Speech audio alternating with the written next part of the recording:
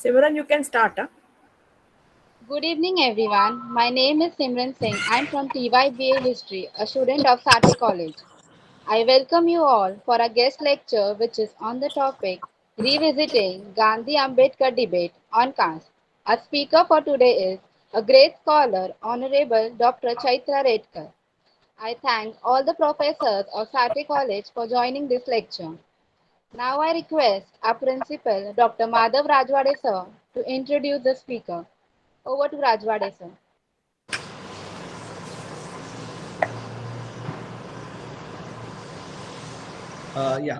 Thank you, Simran. And on behalf of Politic Vidyalaya Association, Sathaye College, I welcome you, Madam, Dr. Redkar, for this talk.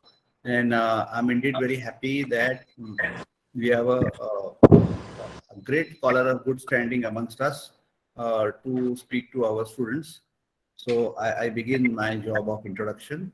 The head of the Department of History, Dr. Ambedkar, Madam, other teachers of the college, and Dr. Chaitra Redkar herself. Dear students, I am very happy to introduce Dr. Redkar uh, for the simple reason that we have a personality amongst us which has really very long and fruitful career so far. And if I have to begin, I would say that at present she is associate professor and deputy chair of humanities and social sciences at ISER Pune. She has done her PhD and MPhil both from University of Pune in the subject of politics. And she has a long experience of, she's of course a qualified teacher in ETSET, and long experience of teaching right from the year 1998, which is about more than 22 years. She has two books to her credit, which are on Gandhian thought and Sani Guruji, written on different occasions. She has articles in many edited books. I was going through the academic contribution of Dr. Redkar, which are quite significant, and there have been many academic articles to her credit. If you look at the list of papers which have been presented by her, apart from textbooks which she has authored, which are government publications and some translations too, the academic papers total to more than 50, that is actually 55 papers at different fora have been presented by Dr. Redkar. And some of them are such that they are invited lectures, which have been on different topics like nationalism in the thought of Tagore and Savarkar, legacy of Sani Guruji, history of anti-caste movement, representation, mainstreaming of gender in social sciences at the University of Mumbai, so on and so forth. So there are about 33 of them, and she has participated in many workshops, but also she has organized a lot of them, and those are about 8 of them organized by her under the auspices of UGC and ICSSR. On again variety of topics. For example, the last one which I mentioned, a 2-day state level seminar on politics in Maharashtra, contemporary issues and trends, organized in April 2006. And she has an institutional, a long institutional experience, and with that also comes the most important job of a teacher of curriculum development. So there too, she has shown her participation and active involvement in about 15 such bodies. She has been a member of board of studies at different places. The awards to such a person is a natural corollary. She has got Young Researcher Award from Date Memorial Trust Wardha in 2015, and National Scholarship during the period 94-96, UGC's department's Special Assistant Program for the Department of Politics while she was in Pune. She's a life member of Asiatic Society of Mumbai, and Mani Bhavan Gandhi Sangrahalaya in Mumbai, and managing committee of various bodies related to her field. So welcome, Dr. Redkar, and I'm sure the students are going to benefit a lot today when they hear from you. The title of the talk is also quite exciting, interesting from the point of view of our students and teachers in general. Thank you. I'll stop now. Welcome, Dr. Redkar, again. Thank you. Now I request a great scholar and honorable speaker for today, Dr. Chaitra Redkar Madam, to deliver the lecture. Over to Chaitra Redkar Madam. Honorable Principal Dr. Madhav Rajwade sir, the organizer Dr. Abhita Gumatkar, other friends and colleagues, and dear students. Thank you so much for inviting me to your college. I had an opportunity a couple of years back when it was a Ketan had invited me for one of the talks in the college. That was, I think, in 2017 or 18. I'd come there. Um, Now, with this mode through which we are interacting, again, I'm getting opportunity to meet you virtually and share my thoughts on this particular topic.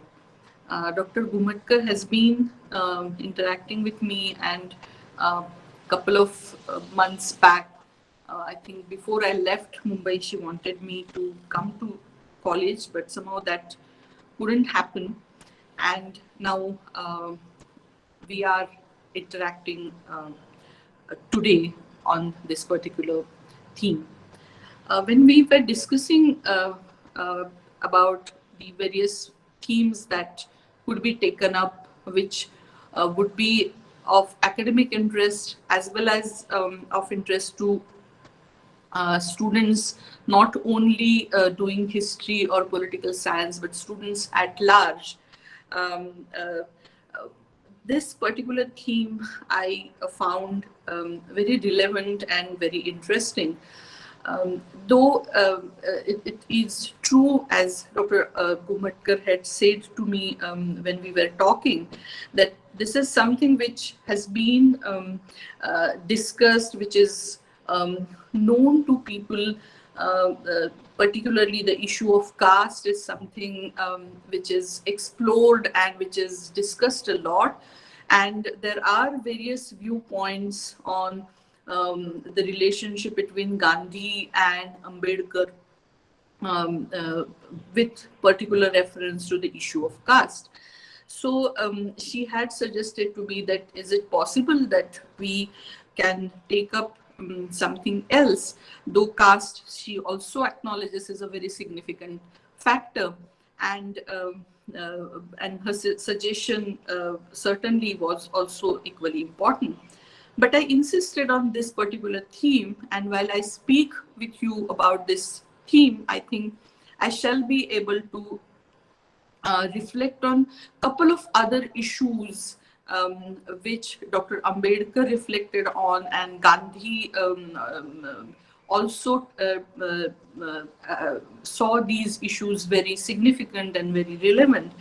But having said this, I do uh, believe that the issue of caste is something which we need to consider as a starting point when we are talking about the relationship between Gandhi and Ambedkar. Now, just a clarification at the very beginning.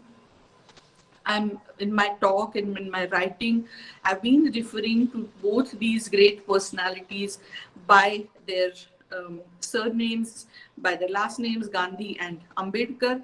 And this is not that I don't have any respect towards them, but we are referring to them as a body of thought. And it is very essential for a student of political thought to be able to look at these ideas very objectively and with with proper context and in a very analytical kind of framework. So when I'm talking to these uh, two personalities, I'm not talking about their persona, I'm not talking about the greatness of their life, but I'm talking about the ideas with which they tried to rebuild Indian society. They gave us some new vision to look at our own past and future, and what are the possible ways with which we can address the complicated issues which the colonialism, long history of colonialism had initiated. And that is the reason whenever in my talk, if you listen to these names, don't conclude, don't run to, please don't run to conclusion that I'm not having any respect to these personalities, or I'm referring them just by their surnames. I'm referring them as a body of thought. Now, when we look at Gandhi and Ambedkar as a system of thought, very often these two systems are seen as having some kind of an antagonistic relationship. And all of us, particularly those who live in Mumbai, and I was living in Mumbai for past 21 years. I've just recently moved to Pune, and uh, while staying in Mumbai, one very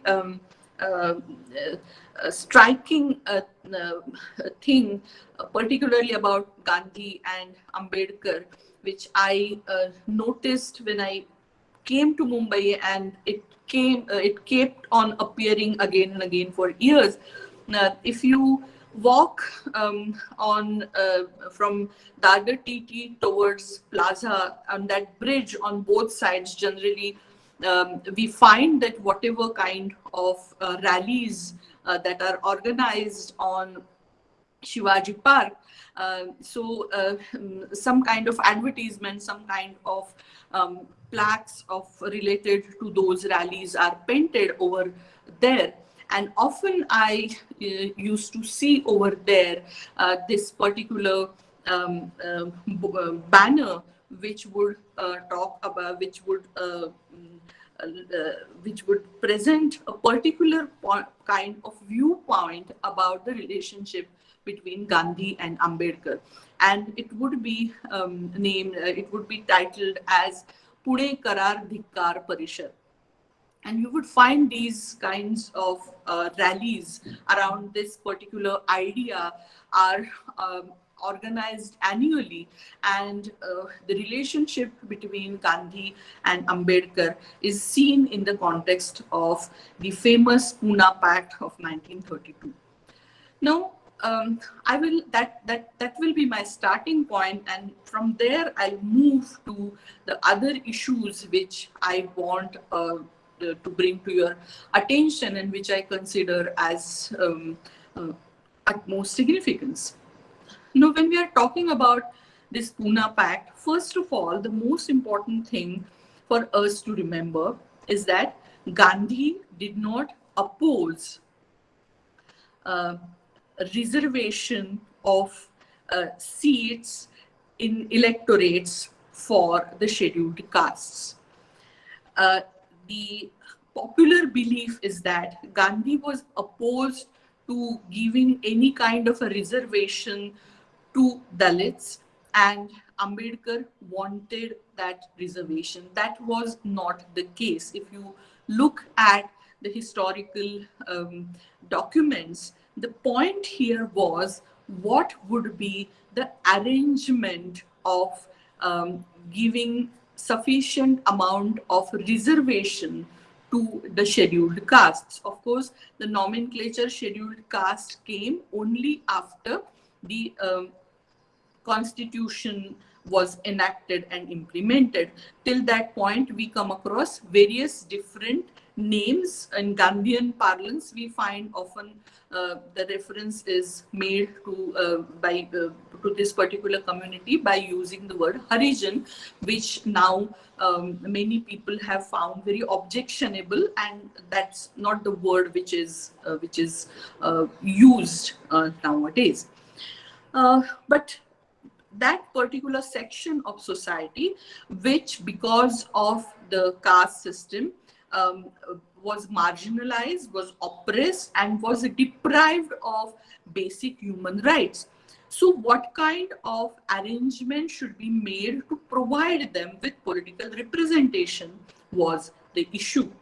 Here, Dr. Ambedkar wanted the arrangement in form of separate electorates, whereas Gandhi didn't want separate electorates. He wanted something similar to what exists today.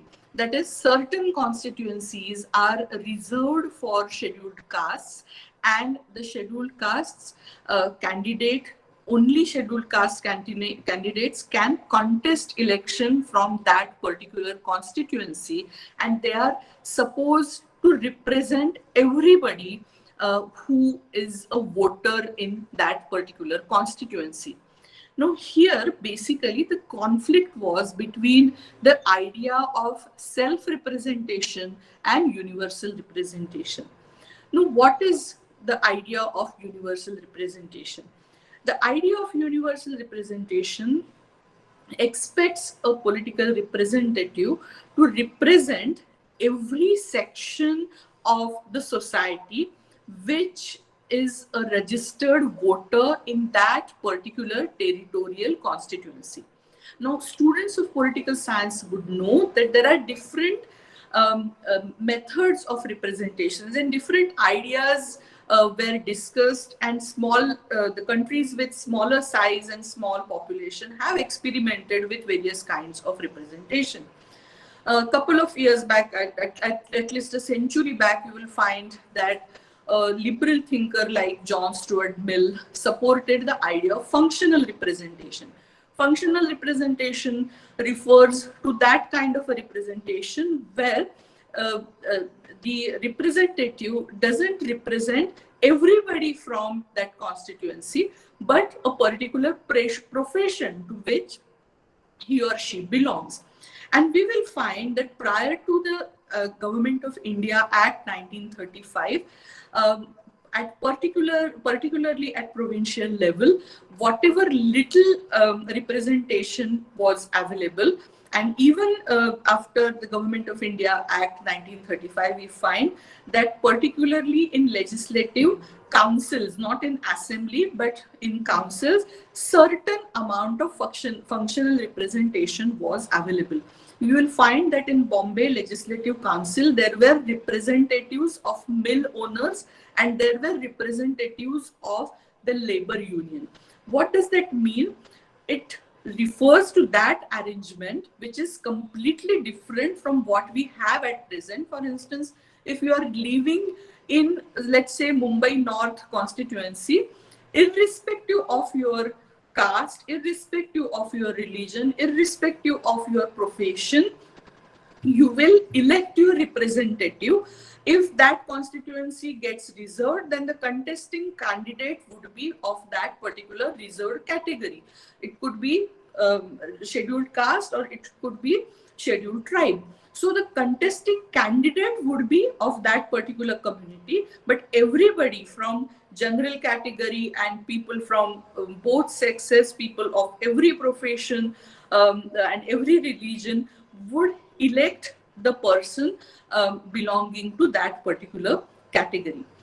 Now, in the British period, in addition to this kind of functional representation, there was an arrangement of separate electorates. Now, these kinds of separate electorates were given to the Muslims, then to Sikhs, and also to the Christians.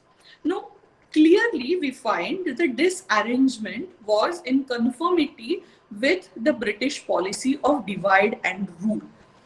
We find that prior to British rule, there were a couple of tensions between people worshipping different religions, but there wasn't any process of community formation. And community formation in every possible way. Community could be formed in with any particular kind of an identity. And what is the basic implication of community formation? Community formation refers to that kind of a process where everybody belonging to that particular community uh, starts believing that because he or she belongs to that particular community, all his or her interests, economic interests, political interests, social interests, any other kind of interests are overlapping and they are similar. And remember, it doesn't necessarily mean that it's true in case of religious community. Anybody, just because I speak a particular language, let's say Marathi, or because I speak a language, say Bengali, I start believing that because I'm Marathi speaking person, my economic interests, my political interests, my other kind of interests are identical. If I start looking at myself as member of a Hindu community, then I start believing that because I'm a Hindu, all my political, economic, social interests are same and they could be represented by one single person. Now, this is called as community formation, and this kind of community formation started happening in India only with the advent of British rule. People started identifying themselves as a member of particular religious community, and that happened basically because of the British policies. These policies were of various natures, right from their land reforms policy, right from their various economic policies. They were of such nature that they affected communities, they targeted communities at large, and they resulted into community formation. And we find that entire 19th century and early 20th century, these kinds of measures were used by the British rule, the colonial power, to facilitate such kind of community formation. And the intention was very clear that with this kind of community formation, the Indian society will get divided and they will be able to continue with their rule.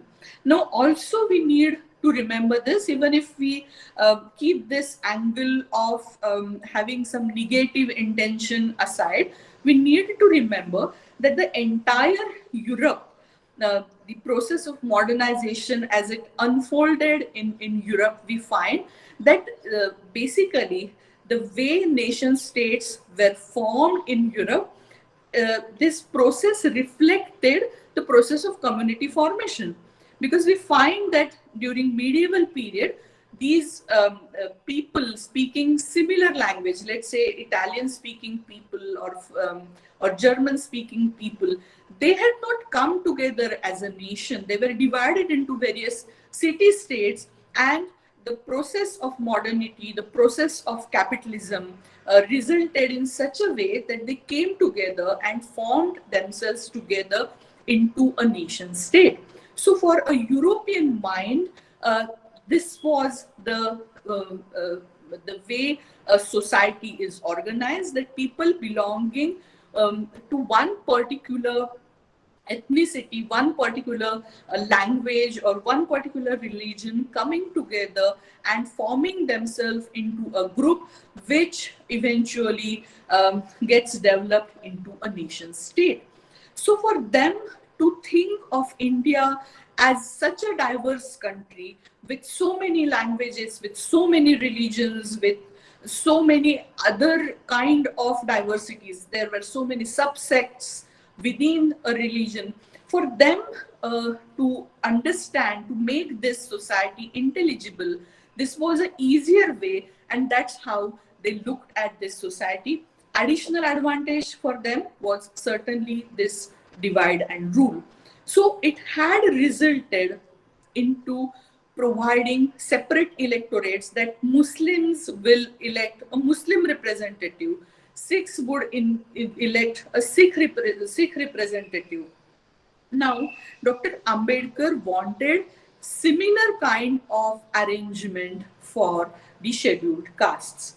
He wanted that since the scheduled castes have not been given sufficient amount of representation, they are marginalized in every sense of the term. They're socially marginalized, economically marginalized, politically marginalized, and marginalization is just a tip of an iceberg. What lies beneath is a very serious kind of oppression, dehumanization. So, just by achieving some kind of social reforms, or just by appealing to people, the scheduled castes are not going to get their due share. Uh, the mainstreaming of this community won't be possible, and that is the reason Dr. Ambedkar wanted political representation. Now, the dispute between Gandhi and Ambedkar was over this idea of representation. How do we provide representation to the scheduled caste?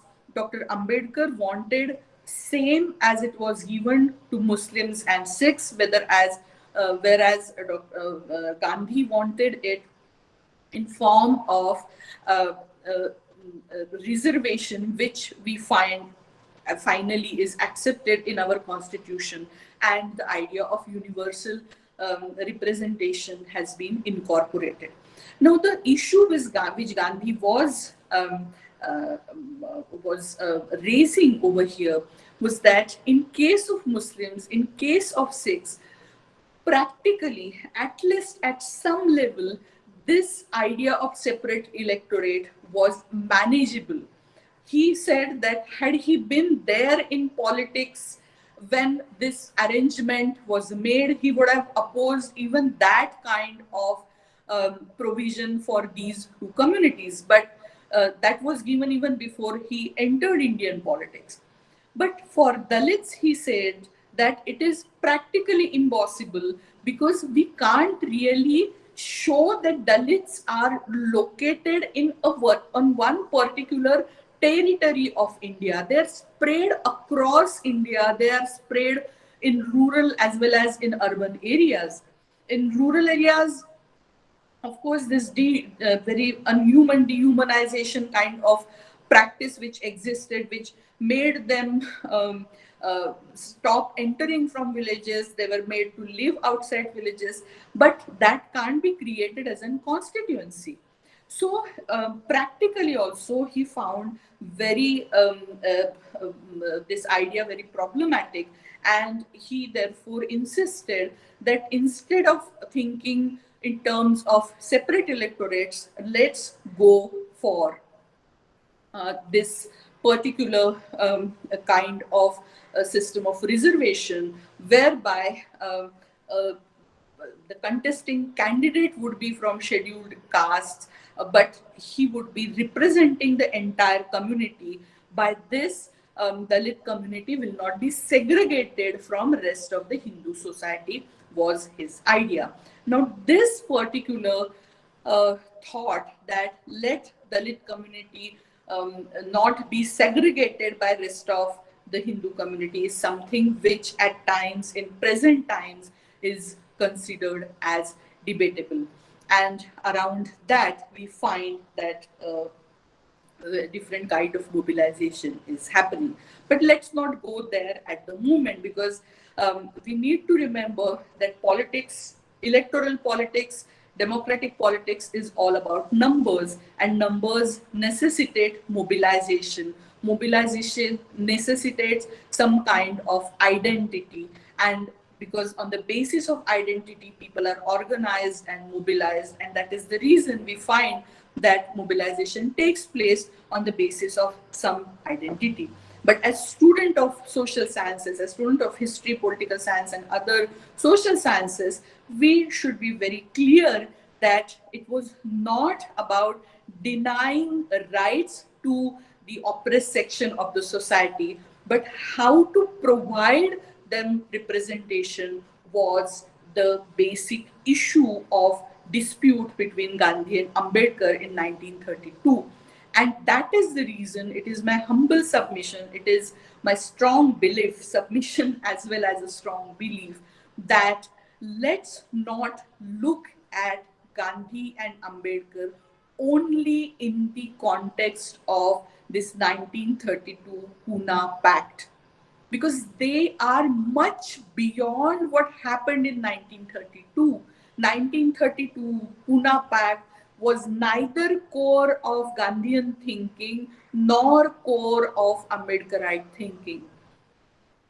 They responded to various kind of situations. They were operating in a particular context, and that context was that of colonialism.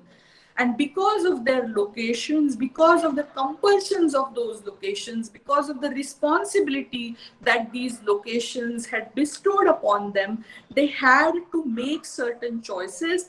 They made that choice on that particular occasion, but later their politics went much beyond this issue of representation and reservation. Now, what are the issues that we find that both of them actually took up in the later period of their life? In case of Gandhi, we find that there is a constant evolution, and we need to understand this thoroughly. Why? Because WhatsApp University keeps on circulating everything and anything.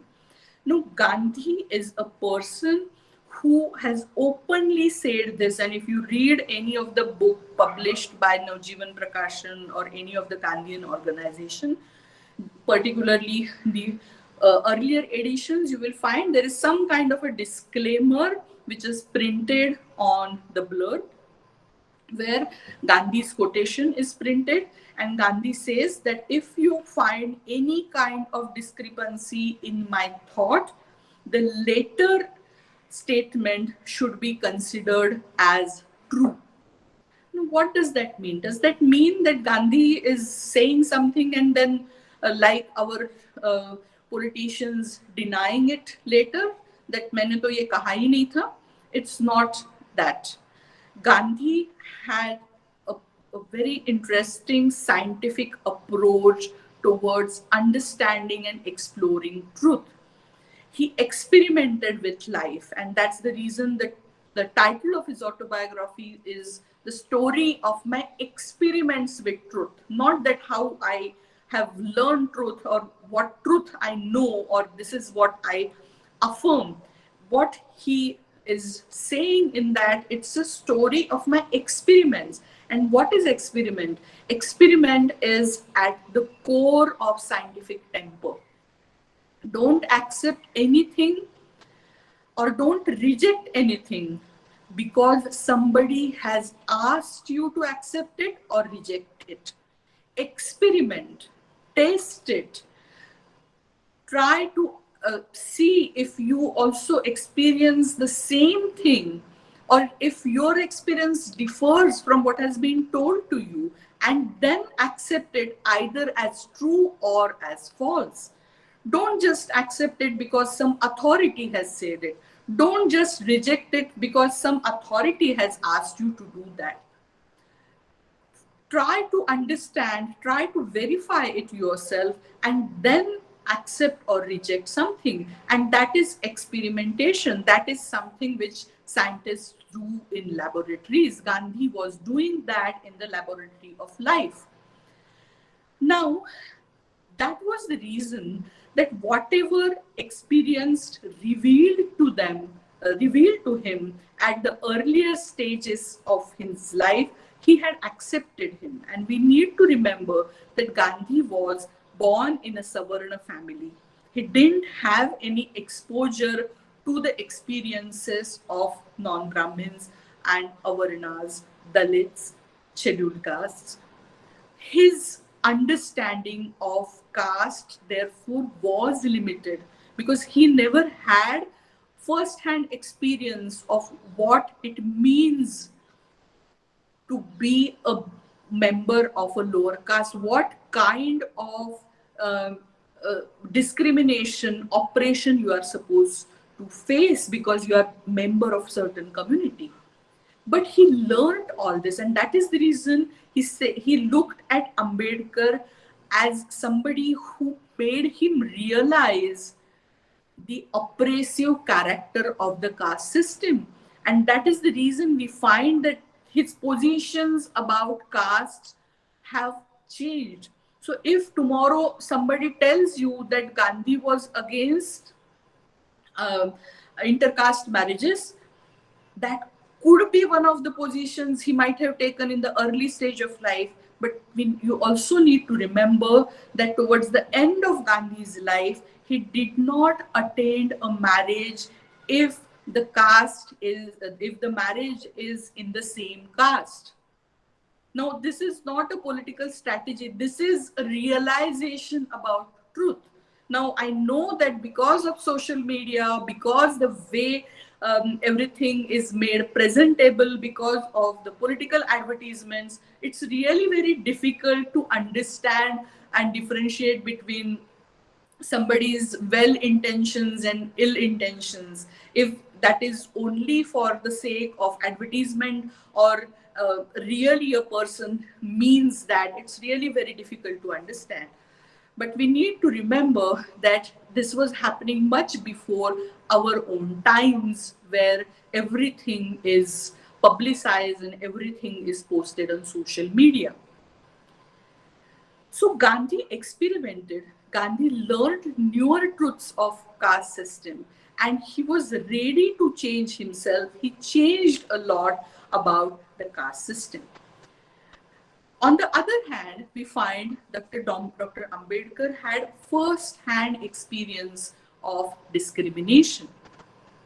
And therefore, for him, it was very necessary that every act, whether it is of the Indian National Congress or any other organization or the colonial regime over here, be targeted in annihilating caste. Annihilation of caste was very essential, because if you don't talk about oppression, if you don't talk about inequality, if you don't talk about the inhuman practices that were going on over here for ages, and you just talk about removing British from this land, then you are just replacing a Gora Sahib with a Brown Sahib. But the life of a Dalit is not going to change, because in his life there is no qualitative change. You are just replacing one regime by other. So for him it was very necessary that attention should be given to this inequality, this inhumanness which he was experiencing, and there were so many others who were experiencing. Despite education, despite having degrees from the US and from UK, he was not treated equally. Can we imagine, can anybody of us who's working in some established institution can experience, and how do we feel that I have a degree of in economics, I'm PhD, I'm bar at law, and my peon is asking me that, sir, I can't give you water because you don't belong to because you belong to scheduled caste. I'm not going to give you water. You arrange for your own water. You can't sit with all others Savarna people. So we start questioning the relevance of degree, that if somebody is so well educated and still, then what is it that is going to end this discrimination? If education is not going to solve this purpose, and some sort of social reform was anyway happening, at least in Maharashtra, we have a long tradition starting from Mahatma Jyotirao Phule. So there was some churning happening in this land. There was some awareness about the caste atrocities. Despite this discrimination continued in this particular state. Let's not talk about those places where there was no social reform, there was uh, no discussion about the inhumanness of caste. So how is it going to end? Is it going to end only with education or only with some kind of religious reforms? Because Dr. Ambedkar had made those efforts to enter temple, but he was denied that right. And such kind of attempts were being made in India, in other parts of India as well. But the scheduled castes were not given the right to enter temple. So it's not happening even through religious reform, through educational reforms. So the only way which he thought could solve this issue is through the political empowerment of the scheduled caste. So unless and until the scheduled castes don't become a ruling class, their discrimination is not going to stop, is a very significant point which Dr. Ambedkar makes. It's not just uh, by appealing to the people to change their mindsets that we can achieve a true change in the society, was the point which Dr. Ambedkar is making. On the other hand, we find that whatever Dr. Ambedkar was talking about, he was asking the people of um, uh, the oppressed section of the society to organize themselves and and to empower themselves through education and with political rights assert for equality. Gandhi, on the other hand, we find that is talking with a different section of the society.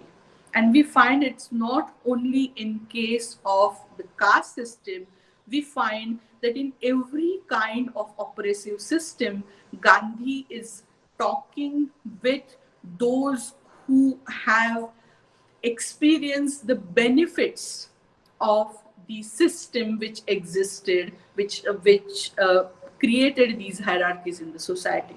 So, in case of the class system, you will find that he's talking to the class of capitalists. In case of patriarch, you will find that he's talking with men. And in case of the caste system, he's talking to the Savarnas. And the point that he's making is very significant. It is very significant even today. And that point is that, will you consider yourself liberated in the presence of a system of oppression? You have experienced benefits, you have experienced privileges of the system which existed for ages, but by keeping somebody continuously under oppression, under your subservience, by denying somebody basic your rights, basic human rights, do you really think that you would experience liberation? Your liberation won't be complete unless and until there is even a single person who is oppressed and you are not talking in support of his liberation. So, what is the significance of Gandhi? Significance of Gandhi lies in the fact that he's trying to make the oppressors realize that oppression is wrong, and he believes that a system of oppression won't end unless and until, on the one hand, the oppressed assert for their rights, and on the other hand, the oppressors realize that whatever they are doing is wrong and they should stop doing it. We find that all the ideas of revolution, whether it's Marxist idea of revolution or whether it's anti-caste ideas of revolution, they address particularly the oppressed sections of the society. They want the oppressed section of the society to come together, organize themselves, mobilize, assert, take the powers in their hand, and end the inequality and the system of oppression that exists in the society. And they are doubtful about the oppressors. They are doubtful about the intentions of the established classes, the ruling classes. And that kind of a doubt we find even exists in the Marxist idea of revolution. What Gandhi is actually doing in this scenario is he's addressing the oppressors and he's talking to them. He's asking them to change their ways. Now, somebody will find this very utopian, but my point here is that if we look at Gandhi and Ambedkar in binaries, that is, if we look at this situation, in this particular scenario, in this particular way, that either I have to choose Ambedkar or I have to choose Gandhi, there lies the problem, the source of the problem. Either Gandhi or Ambedkar is a very wrong way of thinking. What is necessary is both Gandhi and Ambedkar. Why think of Gandhi and Ambedkar together? And again, I would like to mention it very categorically. I'm not of a view, I don't really support those kinds of arguments, because those kinds of arguments are being made now in our times. There are some people who believe that actually Gandhi and Ambedkar were in good talking terms with each other, only strategically they were kind of presenting themselves in this particular way. I don't believe that. In Gandhism, there is nothing done just as out of strategy, and which doesn't really, if you don't have faith, then just out of strategy you can't do anything. And otherwise also, I don't believe that Gandhi and Ambedkar in their own lives shared very cordial relations. They had their issues, and Ambedkar had very clearly expressed those views. I'm talking in our times. Can there be a possibility of dialogue between thought of Ambedkar and thought of Gandhi? I'm not talking about the historical persons. I'm talking about the body of thought. Can there be a possibility of dialogue? Is there a need for such dialogue?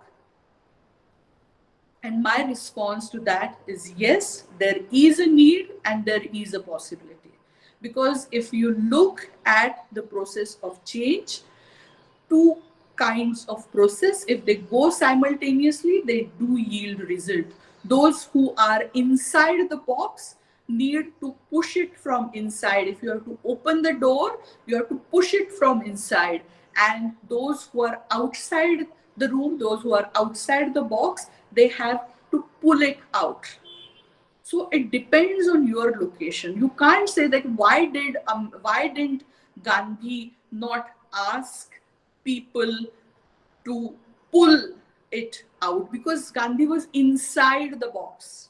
Gandhi was part of the caste hierarchy. He was beneficiary of the caste hierarchy. He was a man, and as a man, he was beneficiary of the patriarchal system. He belonged to a pretty well, financially pretty well family, well settled family. So in every sense, he was a beneficiary of the system. So somebody who is part of that room, who is inside the room, for him, what does the location demand? If he has to open the door, he has to pull the door inside. And somebody who's outside the system, somebody who's outside that room, If he wants to open the door, what is it that the person from outside should do? Should use all the energy to push the door inside. So you can't have the same strategy for a beneficiary and somebody who never got any benefit of the system. For me, why bringing both of them together is necessary? Because the process of change is possible only when both the forces act. Because if only one section keeps on acting, those who are oppressed only they kept on acting, and those who are oppressors, they continue to oppress, or they continue to resist. May not oppress, but then they are so silent that ये तो हमारा कुछ लेना देना नहीं है, उनका problem है, उनका वो देख लेंगे, औरतों का है औरतें देख लेंगे, शेड्यूल कास्ट का है उनका देख लेंगे, हमारा क्या लेना देना है. So if that kind of approach you have, then the process of change is going to become more lengthy, more complicated. But it is very necessary for the beneficiaries of the system to realize that if there is slightest operation in the society, and if they are supporting this kind of an operation, their liberation is also not possible. So at least pragmatically, there is a reason for them to support the system of change. And there I basically want to bring Gandhi and Ambedkar together. I don't believe that typically whatever is projected as the causes of antagonism, that Gandhi said, go to villages, and Ambedkar said, go to cities, is a very basic contradiction between them. Because Ambedkar also didn't support a purely capitalist kind of society, capitalist kind of economy. He was a supporter of state socialism. So how do we plan your economies? How do you organize your polity? Dr. Ambedkar speak about socialism.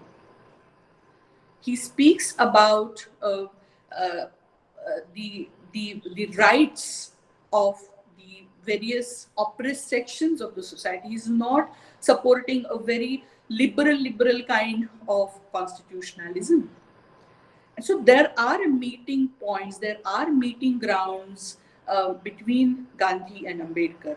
And that is the reason I strongly support this idea that when we look at historical personalities, we need to look at them in their historical context and revisit their ideas in our own context. We should not be some kind of have some anachronistic kind of an approach, but this juxtaposition, this dialogue between our own context as interpreter and their own context as creator of ideas give us with very interesting kind of understanding about their views and thoughts. And such understanding, such interpretation certainly helps us to move ahead in society in a more peaceful and a more cooperative journey. I think with this, I'll stop here. If you have questions, I would be happy to respond to those questions, and maybe something if I've kind of left while speaking, I think I would get a chance to share that also. Thank you once again. Simran? Yes, ma'am. Now I open this lecture for question answer session. We request you to put your questions in the chat box or raise the hand. I'll request if you could speak, because there was some issue with my computer and I'm actually I've joined the meeting from my mobile phone. So if you type, then actually I'm not able to see the chat box here. So if you could speak in mic, that would help me to respond.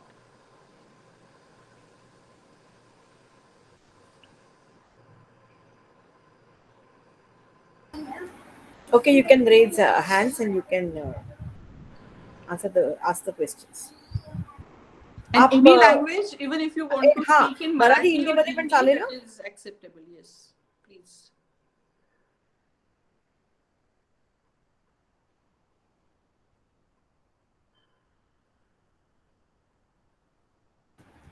Yes, Rajesh, please. Rajesh is doing. I mean, he's working in a government job, and he's preparing also for UPSC. He's a student of political science. Rajesh, please ask. He has also taught. Acha. Hello, Rajesh. Please ask. Yeah, hello, ma'am. Yeah. Hello, Hello. ma'am. Am I audible, ma'am? Yes, yes, you are audible. Yes. Good evening. I have one question on this debate, or so to say, Gandhi and Ambedkar topic, on which basically Dr. Ambedkar was well known for, or as a champion of constitutionalism in this country, whereas Mahatma Gandhi, on the other hand, he was well known for breaching the law or challenging the existing law. So can you just throw some light on this comparison on this topic? Thank you. Yeah. It's a very good question, very interesting question. Yes, Dr. Ambedkar was a supporter of constitutionalism, and Gandhi, of course, who came up with this interesting device of civil disobedience. So outwardly, it does appear that there is some kind of disagreement between the two. But if we look at what are the preconditions of a satyagrahi, and Gandhi had laid them down. He practiced it, and at a couple of places he is very categorically written them down. So first of all, who has a right to disobey law? Only that person who is otherwise a very obedient person, in the sense not obedient in the in a typical sense of the term, but somebody who uh, is a law abiding citizen. So somebody who's otherwise and anyway also has never been obeying a law, and then he goes for civil disobedience, then he is not considered by Gandhi as a true satyagrahi who has a right to disobey law. Disobey law. Secondly, we find that he doesn't recommend disobedience as the first stage um, uh, for any kind of as a means of protest. So you will find that first of all, you need to communicate to the government that this particular law, how this particular law is unethical, or how this particular law is oppressive, or how it is basically denying the basic rights of the citizens. Uh, there is a process of negotiation, and negotiation is very important in satyagrahi practices. You can't just stick to your position come what say, because see, that is a very bad kind of image of Gandhi which has been presented. So he's not an adamant kind of a person. There is negotiation, but it's very interesting, and at times I feel that management students should read this, because he gives very interesting idea that you should negotiate, but then it should be very clear to you that what is it for which you are ready to compromise, and what is it which you will never ever change for, because there is going to be something which is a matter of principle, which is going to be very crucial, and there can't be any compromise. But also at the same time, there are going to be certain related aspects which are not very crucial, which can be arranged in a different manner. So in negotiation, accepting those kind of changes, those changes, or giving up certain part of your demands is something which is very acceptable to Gandhi. And that is the reason you will find that there are gap of at least 10 years between the two protest movements that he launches. So 1919 is Asahkar Andolan, then 1930 civil disobedience, and then Quit India 1942. So what is it that he did in between the period? For negotiation, you need to be very clear on social issues, as what is it which is at the core of your demand. And it's not just I as a person being clear about it, but society at large, to develop that kind of a satyagraha spirit, that I'm otherwise a law abiding citizen, but on these issues I'm not going to compromise. So that clarity, that training happens in ashrams, and then a person is ready to intervene. It becomes a very competent kind of satyagrahi. And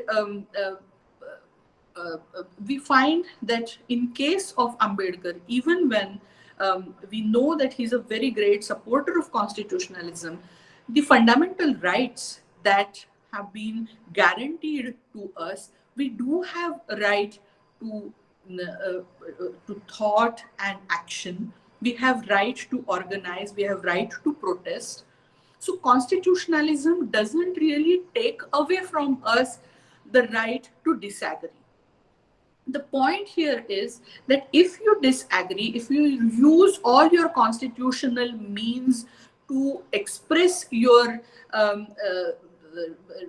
dissent, if to present, to communicate to the state whatever objections that you have about particular laws that the government is coming up with, and despite this communication, if government is not responding, then what is the measure that lies with the citizens? That's a biggest question.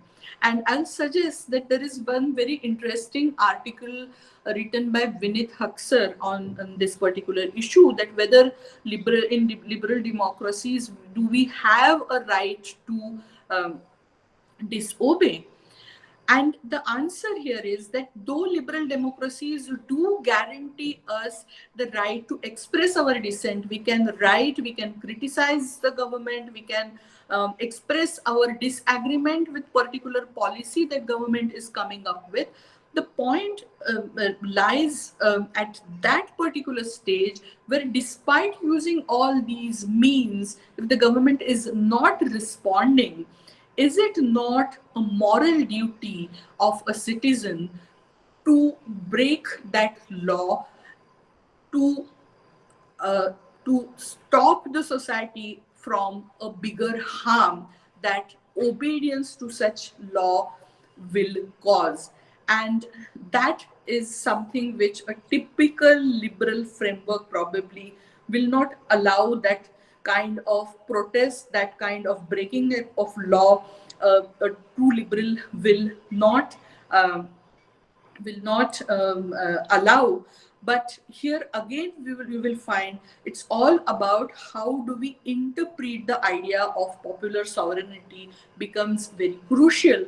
Whether the popular sovereignty lies with the parliament, or whether popular sovereignty lies with the people at large.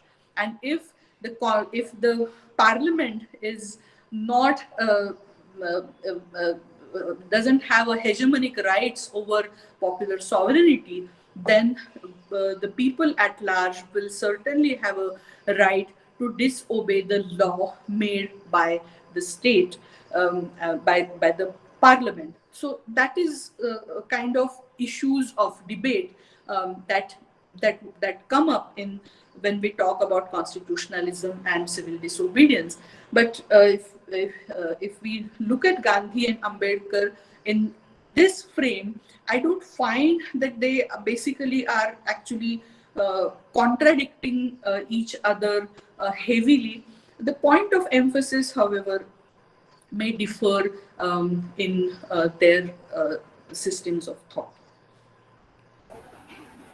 Rekha Samant had raised hand. Yes, please. Rekha, she's Good, a lecturer of history at good evening. Indisha Mahila Mahavidyalaya. Rekha, you want to ask? या good evening madam. खूप छान होतं तुमचं lecture. खूप Thank you. छान elaborate केलं. I wanted to ask about economical upliftment of Dalit community. What are the views of both? I mean, Ambedkar also and of Gandhi also, because nowadays reservation is the only criteria by which they want to get jobs, and then they say we can economically uplift them. But what are Gandhiji's and Ambedkar's views, and how they wanted to economically uplift that section of the society, ma'am? It's a very complicated issue, and even when we understand Gandhi, it particularly becomes complicated because you will find that in case of Gandhi, he was a strong support of village industries. And one of my research work has been on Gandhi's close associate J.C. Kumarappa, who actually helped him to build the model of rural development. And incidentally, you will find that J.C. Kumarappa was a student of the same professor who guided Dr. Ambedkar's PhD dissertation. So E.R.A. Seligman was the guru in economics of both these persons, J.C. Kumarappa as well as Dr. Ambedkar. Another interesting factor is that though J.C. Kumarappa and in recent times certain other Gandhians have been seen as having some kind of ecological sensitivity, we find that that kind of awareness is also present in Ambedkar. And my reading is that probably because of the influence of E.R.A. Seligman, some kind of similarities we do find in Ambedkar and Kumarappa. But the issue of economic empowerment, and I'd rather talk about empowerment rather than upliftment, because upliftment refers to some kind of a process where a patronizing kind of role is given to somebody who uplifts the other. Now, that is not the concern, that is not the way both of them would look at this. So, how do we empower, how do we develop the capabilities of the economically oppressed sections of the society? Now, here you see what happens is that when Gandhi is talking about rural industries, he is not essentially talking about continuing with the caste system. Now, why this particular aspect needs to be emphasized? Because caste is not just an identity. Caste is not just a social status or relationship conventionally, but it is an occupation. And that is the reason we find that in Constitution of India, we have a fundamental right to occupation. The significance of that right is this particular association of caste with occupation, that because you are born in a particular caste, you are supposed to perform a particular social responsibility which is associated, which is considered as your occupation. Now, that kind of a system had its own benefits. Now, what were the benefits? Benefit was there was employment guarantee, because if whatever my forefathers have been doing, if I'm going to get trained into that profession, that same skill is getting developed, and then I'm also going to get the same continue with the same business. People know that, see, his father was doing this business and now son is doing, so naturally the next generations from the same family are going to come to me. But it's not that simple. Why? Because first of all, these jobs are not equal.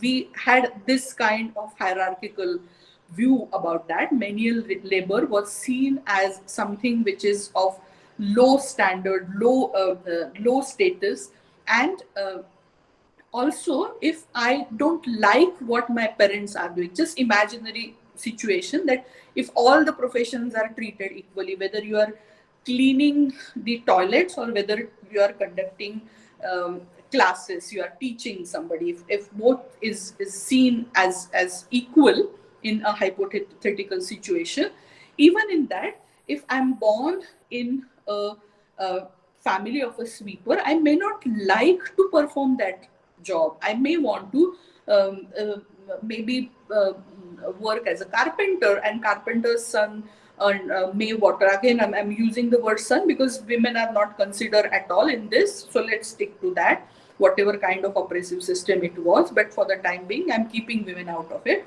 So if the sons basically think that they want to become a musician or a painter or whatever else, they are not allowed to do that because of the caste system. Now, when Gandhi is talking about rural industries, does that imply that he wants to continue with the caste system? Because rural industries means that if you are talking about oil pressing, then a person born in a family of Teli will continue to be a Teli, or a cobbler will continue to be a cobbler, because these are the rural industries which were identified. There are certain industries with All India Village Industries Association identified. So oil pressing, beekeeping, um, leather tanning, these are some of the professions. Now, does that mean that a person will continue in the same profession? So the answer is no, because All India Village Industries Association actually, with the help of J.C. Kumarappa, conducted this skill-based skill survey, where uh, various, at least in two provinces, very serious kind of survey was conducted by Kumarappa. One was Central Province and Berar, and the other one was Northwest Frontier Province, from where they actually accounted for the skills which were available in villages and the industries which were functioning very well in the rural area. Now, why Gandhi was insisting about reviving these rural industries? Because the point here was that before the advent of British rule and before British monopolized manufacturing on this land, and nothing was rather produced over here, everything was manufactured in Britain, and we were suppliers of raw material and buyers of the ready goods. Prior to that, when we were functioning with these rural industries, despite having these rural industries, we had a great share in the world trade prior to the advent of the British rule, prior to the entry of the European powers on this land. So if we had a great share in world trade, it means that despite the fact that we didn't have mechanized industries, despite the fact that we had these handmade handloom kind of industries, village industries, we were in a position to produce surplus, because without surplus we can't enter the world trade and we can't dominate the world trade. So we were able to produce in surplus, which means that rural industries are capable of producing surplus if we organize our industries in this way. And J.C. Kumarappa actually comes up with such kind of an arrangement whereby the large scale industries and the mechanized industries will have limited role and more role would be given to the rural industries. And through this plan, we find that Gandhi and Kumarappa again, I'm using Kumarappa again and again because actually whatever Gandhi said till 1948 about his economic policies heavily was based on the research which Kumarappa did. And there are reasons why Kumarappa was marginalized, which I've discussed in my book. But the point that I'm trying to make over here is that for economic empowerment and for capacity building of the oppressed sections, economically oppressed sections of the society, Gandhi had a particular kind of a plan of rural industrialization, which was seen as utopian, which was considered as not very practical to survive in the international economy, and we didn't really accept that. We went for large scale industries. Heavy industries were owned by the state, which in recent times are privatized or basically there is disinvestment which happened in couple of years now. But the point here was that these sections, their industries, their occupations, they if they want to change those occupations, they can certainly change, but there is a provision to conserve their skills through the Village Industries Association and then provide them with source of employment alternatively, or if they want to continue in the same profession, then in the same profession. So that kind of an arrangement was thought of, though that didn't practically happen. In case of Ambedkar, as I said, he is supporter of state socialism, and in that we find that somewhat closer to what Kumarappa was saying, particularly with reference to the role of the state in economy. We find that closer arguments we find. Even Dr. Ambedkar's speeches in Constituent Assembly, if we hear, then we find that he is more in support of he is in support of giving more power, more role for state to intervene in economy and in facilitating the economic empowerment of the oppressed sections of the society. So certainly we find that through socialist kind of measures, that is with more role to the state, they did think of this possibility of the addressing the economic aspect of the caste system. Rajesh, you wanted to ask again, you had raised hand.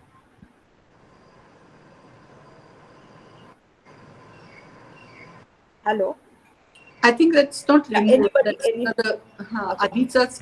Hello. Acha, acha, हाँ. I'm not sure. If you have a question, please do ask. नहीं, अच्छा.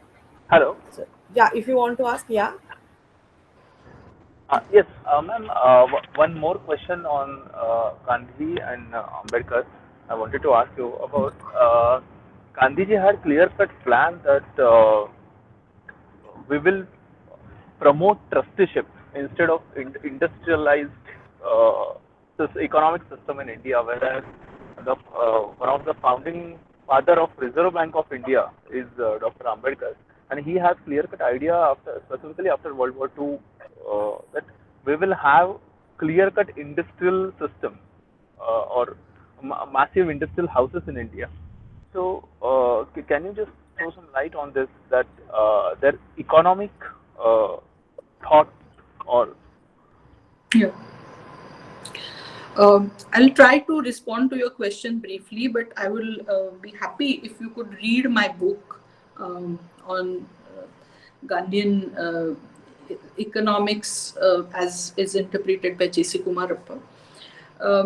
The point here, the main point, and that was basically my starting point in engaging with Kumarappa, just to give you briefly, and that would respond to, that will also address your question. See, J.C. Kumarappa joined Gandhi in 1928. Prior to that, he was a chartered accountant. He was a trained accountant, trained in Britain. and he had a very lucrative practice in Mumbai, and the Dower College, which we uh, see in Fort. He was actually one of those Dowers were actually his partner, and he had a firm in Mumbai called Cornelius and Dower. Then, in sometime in 1927, he went to US to study business administration. Then he also did MA economics, and then he wanted where his thesis was actually supervised by E.R.A. Seligman, which I mentioned was also happened to be the supervisor of Dr. Ambedkar. Now he wanted to publish his thesis, and then somebody suggested him to contact Gandhi, and then Gandhi serialized his thesis in Young India, and that's how he got in touch with Gandhi. Now, my starting point in exploring Kumarappa was this curiosity that Kumarappa died in 1960, that is 12 years after Gandhi was assassinated. Till 1948, I actually came across so many references of Kumarappa, and I have also I came across this particular fact that whenever there was any issue of difference, any kind of dispute, any difference of opinion between two Gandhians, one of them was Kumarappa. Gandhi always supported Kumarappa. And then you find in these kinds of disputes, these kinds of differences actually happening between Kumarappa and Miraben, Kumarappa and other members of Village Industries Association. You name it, and there are some kind of disagreements and disputes between them. Gandhi is always supporting Kumarappa. Kumarappa was the organizing secretary of Village Industries Association. And then why after 1949, 48, Gandhi is assassinated, for 1 or 2 years we get to see name of Kumarappa, and then that disappears.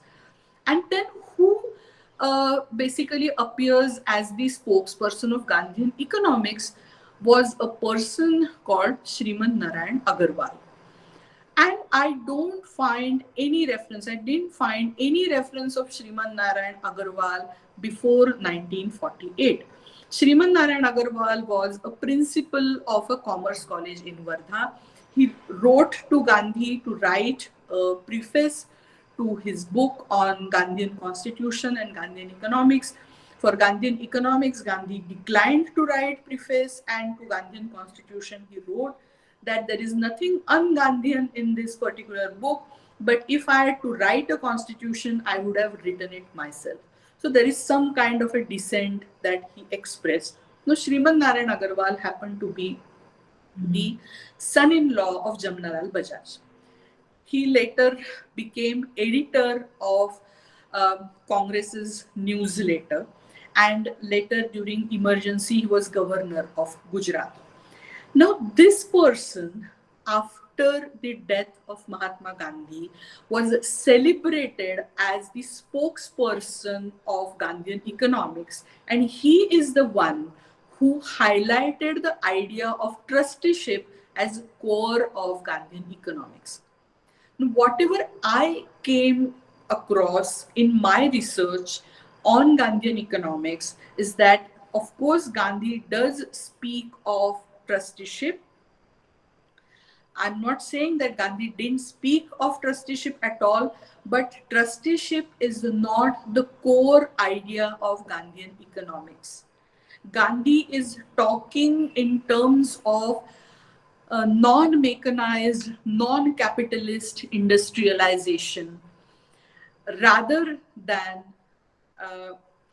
the idea of trusteeship. He appeals to the wealthy people to look at their wealth as from this faith or from this virtue of trusteeship. But that is not how he wants to reorganize Indian economy. It is through the rural industrialization, and rural industrialization is something which is completely different than what was actually practiced after independence. The most the greatest blow, I would say, to Gandhian idea of rural industrialization came after the formation of Khadi and Village Industries Commission, because with this, the uh, the initiative to organize rural economy and reorganize village industries was moved from society to the state, and it resulted in heavy bureaucratization, and which ended to this point that in finally 2013 Khadi Gramodyog Commission was thinking of inviting foreign direct investment in the production of khadi. So that was completely against Gandhian idea, but that somehow we find was celebrated as Gandhian idea of uh, rebuilding economy. Now, in case of Reserve Bank of India and other kinds of ways with which the economy, the formal economy is organized, there would be certainly difference of opinion. Um, but that is also one of the reasons that I'm not talking. That is something which is not at the moment my area of discussion, because I'm actually at the moment reading Ambedkar's economic ideas from the scratch. I don't believe now on how things are interpreted, because so far my experience with Kumarappa, with Sane Guruji, with Gandhi, with Vinoba has been such that when you actually go to the original papers, keep aside commentaries, who said what, how the ideas were interpreted, but when you visit the original documents, you get some different kind of picture.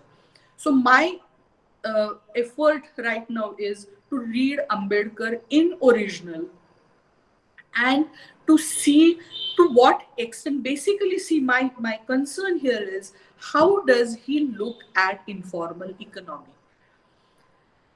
It's not about having such kind of financial institutions which may be there, which may not be there, emphasis will be lesser or more, these are technical matters. The point here is how do we look at informal economies, and what is happening in recent years is something which is kind of, it's trying to wipe out the informal sector which any modern economist would want, but by doing such a thing, whose interests are served. And a simple example which generally with demonetization is given, that we were talking about bringing in the money, the black money, but ultimately whose money came? Like mothers used to save some money, maybe चाय के डिब्बे में या दाल के डिब्बे में थोड़ा पैसा बचा बचा के रखते थे और वो घर के ही काम के लिए आ जाता था. So that money probably came into the market because they were no longer able to hide that money. They had to bring it out. But does that bring in the big industries and their black money, or the black money which supposedly was there in huge amount? So the same is true in terms of informal economy and formal economy. And we find is that particularly in Kumarappa, in Gandhi, there is passing reference, but in Kumarappa, there is very strong reference to that. In Vinoba, we find that kind of a reference, and where they are talking in terms of getting rid of money. Now, that sounds very anti-modern and very utopian, but what could be alternate ways, whether in kind there can be some transaction, if there is some alternate ways in which you can look into organizing your economic life, are the questions which they are addressing. And I'm trying to find out what is Ambedkar's response, Ambedkar's views on the informal economy.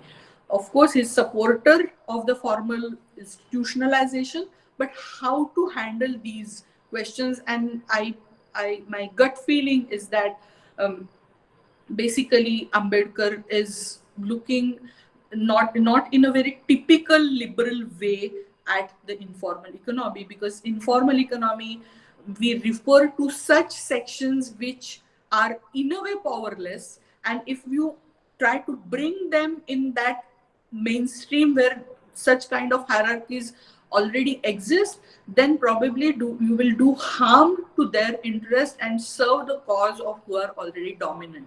So that theme is recurring in Ambedkar. So I'm doubtful if on that ground we can find a very striking contradiction between the two. But then I will not say anything at this point, because that is I'm still exploring. Anybody else wants to ask anything? I think Rekha has another Rekha? question. Rekha wants to Yes. ask? Madam एक उत्सुकता म्हणून विचारते. हा. रिडल्सचं publication 1936 मध्ये झालं, जे आंबेडकरांनी लिहिलेलं. तर त्यांच्याविषयी गांधीजींनी काही कुठे मतप्रदर्शन केलेलं का? माझ्या पाहण्यात नाही आलं त्याच्याबद्दल काही लिहिलेलं, आणि मला डाऊट असा आहे की जरी ते झालेलं असलं तरी त्याच्याबद्दल कितपत चर्चा झाली त्या पॉइंट वरती आय एम नॉट शुअर. म्हणजे पण मला माझ्या पाहण्यात नाही आलं म्हणजे त्या मला गोष्टींच्याबद्दल. उत्सुकता होती की काही त्याच्याविषयी कधी त्यांचं काही बोलणं झालं का, किंवा काही कमेंट्स त्यांनी दिल्या का, म्हणून तुम्हाला नाही, माझ्या पाहण्यात नाही आलं. Okay, thank you madam. Any other questions?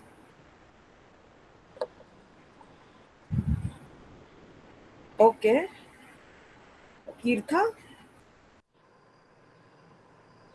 Yes, ma'am. Now I request my classmate Ms. K.N. Tirtha to give the vote of thanks. Over to Tirtha. Thank you, Simran. First of all, I would like to thank our honorable speaker for today, Dr. Chaitra Redkar Madam, for sparing our valuable time for a program and enlightening us by her scholarly lecture and new interpretation. I would like to mention that Dr. Chaitra Redkar Madam was suffering from fever, yet she managed to do our program, and we all are thankful for that. We thank our honorable principal, Dr. Madhav Rajwade sir, for allowing us to hold such a knowledgeable program. We are thankful to the history department of our Sathaye College, that is HOD Dr. Abhida Dumatkar Madam and Assistant Professor Nikita Chavan Madam, for arranging and conceptualizing such a program. I would like to thank some of the professors of Sathaye College who attended the lecture on behalf of history department. Last but not the least, I appreciate you all for attending the program and making it a success. Now I declare this program over. Thank you. Thank you.